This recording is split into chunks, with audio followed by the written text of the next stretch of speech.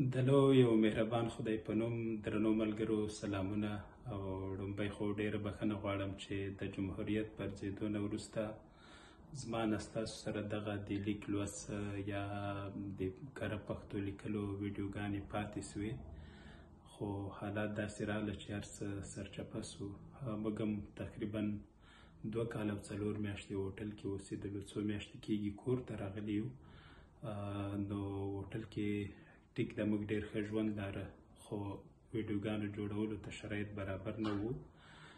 لومړی هڅه زما دا ده چې هوټل کې ومم، ډېر کار مې په دې کړی چې څنګه رسنیزه ژبه پښتو کې سمه سي، ځکه ورځ تر بلې جنجالونه ډېرېږي. نو همغه وجه وه چې لومړی به په رسنیزه ژبه خبرې کوو، ورپسې به خبرلیکنه باندې، بیا ډیجیټل ژورنالیزم باندې. رسنیزه ژبه چې ده ولسي ژبه ده یا د داستاني ادب ژبه ده. تاسو کې لیدلي وي چې څوک داستان، کیسه یا ناول لیکي، داسې ژبه کاروي چې ټول خلک ورباندې پوهېږي. په ژورنالیزم یا خبریالي کې په کار همدا وي چې داسې جملې وکاروي چې لوستی نالوستی ورباندې پوه سي، یعنې هغه ژبه چې موږ او تاسو یې په کور کې وایو. خو یو خبره دا هم پکې ده چې کلمو غوره کولو کې به م احتیاط کوي. که کور کې ته ووایې چې سپین ږیری یا سپین سرې، دا درسته ده، خو که ته خبریالي کې وایې د سپین ږیري یا سپین سرې په ځای به غوره دا وي چې بوډا یا بوډۍ ووایې، ځکه اوس ځوانان هم دي چې سرونه سپین سوي دي. نو دغسې نورې ډېرې خبرې دي. مثلا ته که جګړه مار وایې، دا معنا ده چې یو وسلوال ته منفي دغه ورکوي، چې یعنې د جګړه پر ځای نه ده. خو که همدغه وسلوال ته جنګیالی هم وایې، سمه نه ده، ځکه ته دی ستایې، یا ځکه جنګیالی پښتو کې مثبته معنا لري. لکه زموږ او ستاسو ژبه تر ډېره له ژباړې اغېزمنه ده. خبره چې د ژباړې سوه، تاسو به ګورئ چې مثلا ما 2 بېلګې راوړي شتون لري یا پر لار اچول. دغه سې خبرې موږ نه په ژبه کې لرو او نه یې په کور کې وایو، نه زموږ په ادب کې سته. له بده مرغه که کوم ادیب لیکلي یا ویلي وي، هغه به هم له ژباړې اغېزمن وي، ادبي سویه به یې کمزوري وي. اوس که ته وایې چې په قبایلي سیمو کې وسلوال شتون لري، کیدای سي ستا په دې خبره څوک ونه پوهېږي، خو که وایې چې په قبایلي سیمو کې وسلوال شته، بیا پوهېږي. او که شته نه وروسته شته دي راوړې، یعنې ته په خپله خبره ټینګار کوې. یا مثلا د بېسودو پل پروژه په لار واچول سوه. په لار اچول موږ او تاسو دې ته وایو چې یو شی په لار وغورځوې یا یې په واچوې، خو دلته هدف دا ده چې د بېسوده پل پروژه پیل سوه یا کار ورباندې پیل سه. او په ژباړه کې بیا موږ تر ډېره خبریالان چې دي له فارسي ژباړه کوي.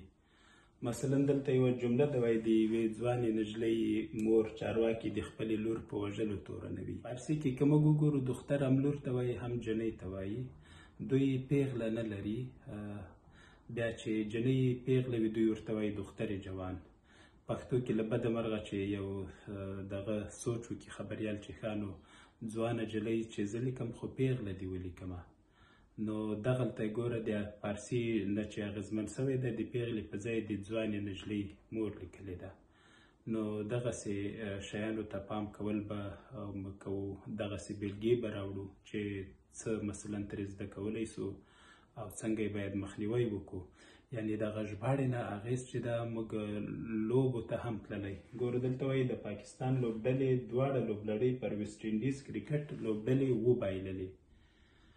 دا جمله اوس پښتو کې دې معنا ورکوي چې یعنې پاکستان له ویسټ انډیز سره لوبه نه درلوده، بلکې ویسټ انډیز له بلې لوبډلې سره لوبه لرله، او پاکستان لوبډلې یا مشوره ورکړې وه یا یوه نظریه ورکړې وه. د پاکستان د لوبډلې مشوره د دې سبب سوه چې ویسټ انډیز لوبه وبایلي. موږ او تاسو کله کله وایو، مثلا یو څوک مشوره راکړي، ورته وایي چې دا کار خو تا راباندې وکړه، دا خو ستا له لاسه رانه خراب څه. یا مثلا ځینې خبریالان وایي چې افغان لوبډلې سکاټلند ته لوبه وبایلله.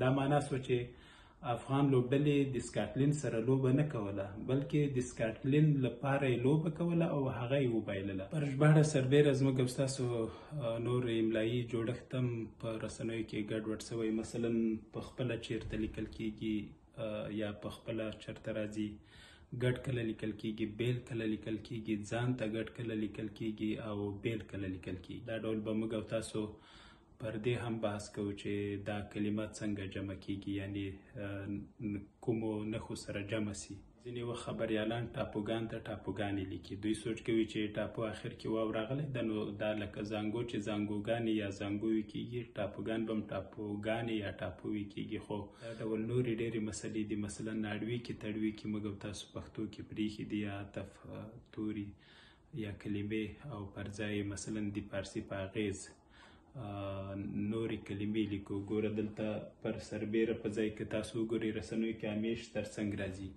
یا د ځینې پر ځای یو شمېر راځي.